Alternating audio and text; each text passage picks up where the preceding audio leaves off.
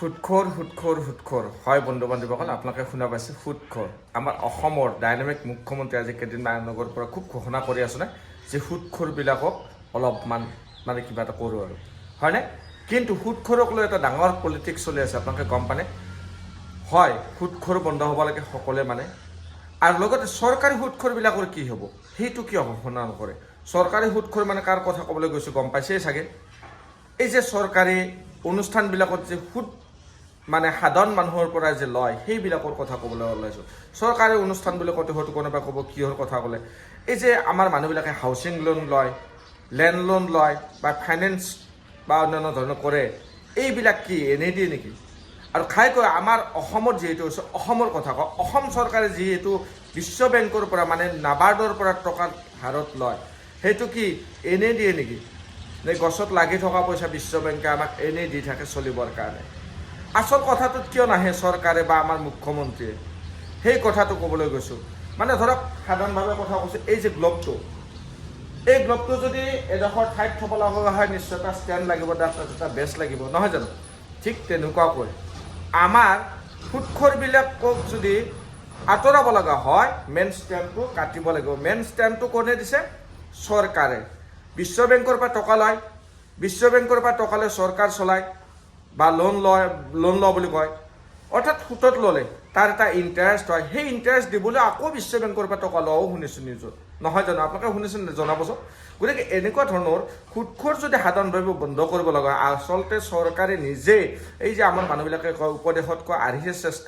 গতিকে তেখেতসকলে নিজে দেখুৱাই দিয়ক নিজৰ ৰেভিনিউ চ'ৰ্চেৰে যে সুৎখৰ বন্ধ কৰাৰ আগতে আমি নিজে বন্ধ কৰিলোঁ বিশ্ব বেংকৰ পৰা টকা লোৱা নাবাৰ্ডৰ পৰা বা অন্যান্য বেংকৰ পৰা আমি টকা লোৱা বন্ধ কৰিলোঁ বা বিদেশৰ পৰা টকা লোৱা বন্ধ কৰিলোঁ সেয়েহে আমি নিজকে স্ব উদ্যমী হোৱাৰ কাৰণে নিজকে কৰ্মস্পৃহা বঢ়াই কিনে আমি নিজকে সুদৰ পৰা আঁতৰি থাকিব লাগে এইটো বেয়া কথা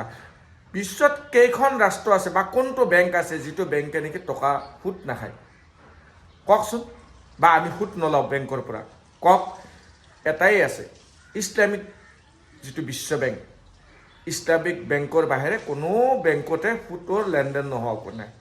হয়নে নহয় জনাব কথা হ'ল এই চৰকাৰী সুদখৰ বুলি এইকাৰণে কৈছোঁ এটা আনুষ্ঠানিকভাৱে তেওঁলোকে সুদ দিয়ে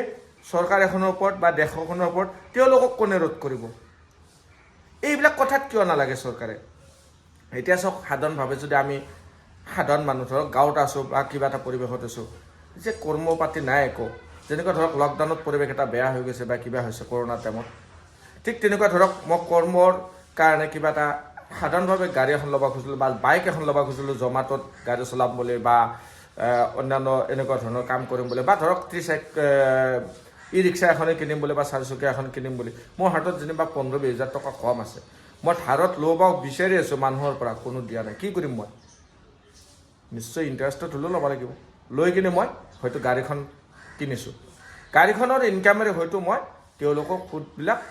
মূলৰ লগতে ঘূৰাই দি আছোঁ এইটো মোৰ বেনিফিট হৈছে তেওঁৰো বেনিফিট হৈছে হয় সেইবোৰ সুদখোৰক আপোনালোকে এৰেষ্ট কৰক সেইবোৰ সুদখোৰক আপোনালোকে শাস্তি দিয়ক যিবিলাক সুদখোৰে মানে প্ৰেছাৰাইজ কৰি মানুহৰ পৰা মানে বলপূৰ্বকভাৱে উঠালৈ গুচি যায় তেওঁলোকক দিয়ক আমাৰ আপত্তি নাই কিন্তু চৰকাৰী সুদখোৰ ভাৰ্চেছ বেচৰকাৰী সুদখোৰ এয়াই এক আচৰিত ৰহস্য কাৰণ সুদখোৰ ৰোধ কৰিবলৈ হ'লে চৰকাৰে নিজকে আগতে উপদেশতকৈ আৰ্হিৰ শ্ৰেষ্ঠ সেই বাক্যষাৰ দেখুৱাই দিব লাগিব হয় নে নহয় আপোনালোকে জনাব তো আজিৰ ভিডিঅ'টো বেছি দীঘলীয়া নকৰোঁ এতিয়া আপোনালোকে পাই থাকিব মোৰ প্ৰফাইলত